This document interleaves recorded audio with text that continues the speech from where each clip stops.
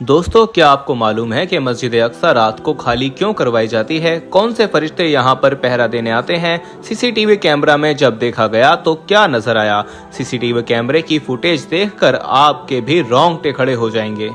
दोस्तों, बेशक जिस जगह की तामीर ही जिन्नात ने की हो, जो मुसलमानों का किबला अव्वल हो, जहाँ कई पैगंबर, कई अजीम हस्तियां मदफूम हों, ऐसी जगह अगर आज तक इजरायली यहूदियों को नहीं मिल पाई, हालांकि उन्होंने सालों कोशिश की और आज तक करते आए हैं, जबकि मुकाबिल भी निहत्ते फलस्तीनी मुसलमान रहे हैं और हथियारों से लैस ये इसराइली फिर भी अपने मकसद में कामयाब नहीं हो पाए।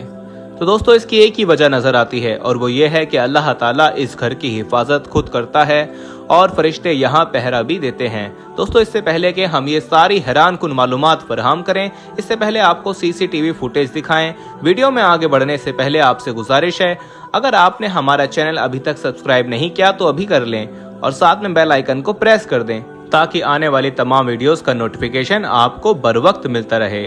वीडियो को लाइक करें, शेयर करें अपने दोस्तों के साथ और नीचे कमेंट बॉक्स में अपनी राय का इजहार लाजमी कीजिएगा। तो आइए आगाज करते हैं अपनी आज की इस हैरान कुन और मालूमाती वीडियो का। दोस्तों, बहुत कम लोग इस बात से वाकिफ होंगे कि मस्जिद अक्सा रात को खाली करवा दी जाती है और किसी को वहां आने और रात में रुकने की इजाजत नहीं दी जाती। ये वो मकाम है दोस्तों जिसे हजरत सुलेमान अलैहिस्सलाम ने जिन्नात के जरिए बनवाया था, जिसे यहूदी हैकले सुलेमानी के नाम से जानते हैं।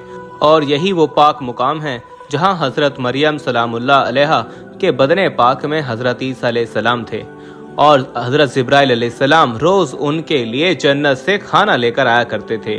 और यही वो मुकद्दस मकाम है जहां मेराज के लिए हमारे आका सल्लल्लाहु अलैहि वसल्लम की सवारी मस्जिद नबवी से एक ही रात में मस्जिद अक्सा तक तशरीफ ले आई और फिर यहाँ से आगे मेराज का सफर शुरू हुआ। दोस्तों, मुसलमानों के इस मुकद्दस मकाम में ऐसा कुछ हो चुका है जिसका तसव्वुर भी अक्ले इंसानी के लिए दुश्वार है।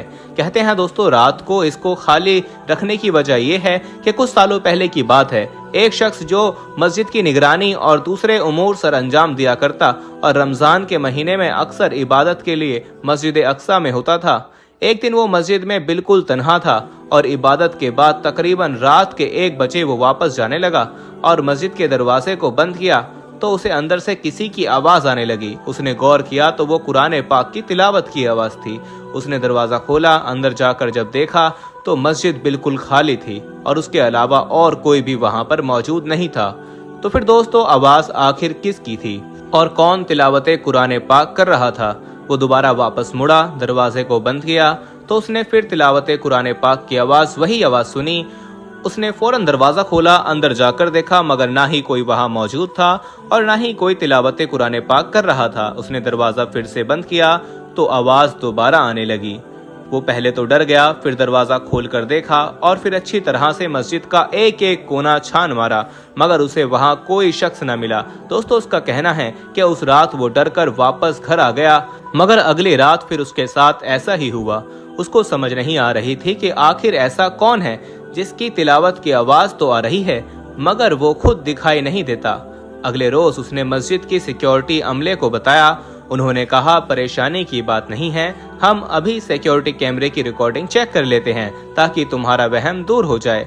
दोस्तों, जब उन्होंने रात के वक्त कैमरे की रिकॉर्डिंग देखी तो उनके रोंगटे खड़े हो गए। वो देखते हैं कि एक नूरानी सफेद कपड़ों में मलबूस बुजुर्ग और वो नूर से जैसे नहाए हुए हैं, कुरान पाक की तिलावत में मशगूल हैं।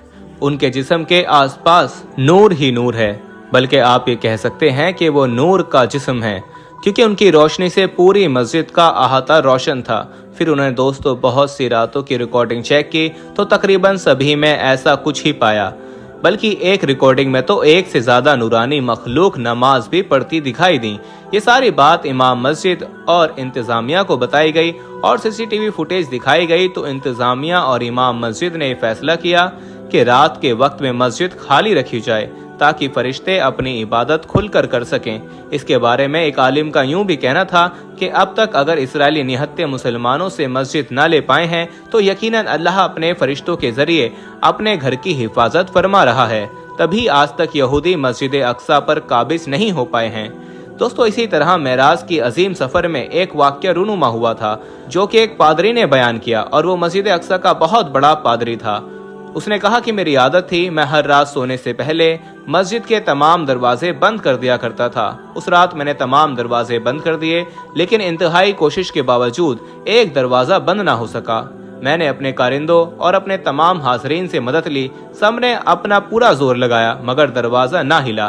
بالآخر میں نے بڑھئی کو بلایا تو انہوں نے اسے دیکھ کر کہا کہ اوپر کی عمارت نیچے آ گئی ہے، اب رات میں کچھ نہیں ہو سکتا، صبح ہی دیکھیں گے۔ لہٰذا ہم دروازے کے دونوں کواڑ کھلے چھوڑ کر واپس چلے گئے۔ صبح ہوتے ہی میں واپس وہاں آیا تو دیکھا دروازہ بالکل ٹھیک ہے، مسجد کے پتھر پر سوراخ ہے اور سواری کے جانور باندھنے کا نشان اس میں نظر آ رہا ہے۔ یہ منظر دیکھ کر میں سمجھا کہ آج رات انتہائی کوشش کے باوجود دروازے کا بند نہ ہونا اور پتھر میں سوراخ کا پایا جانا اور اس سوراخ میں جانور باندھنے کا نشان موجود ہونا حکمت سے خالی نہیں۔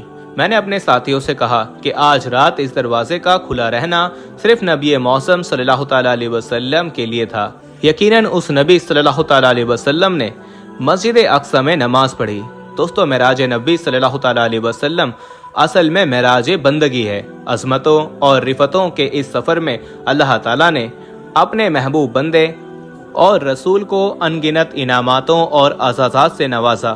بے شک معراج اتنا بڑا واقعہ ہے کہ اس میں نبی کریم صلی اللہ تعالیٰ علیہ وسلم کو مقام کعبہ قوسین پر فائز کیا گیا تھا۔ قرب اپنے اس انتہا کو پہنچا کہ ہمیں اس کا ادراک حاصل ہو سکا نہ شعور۔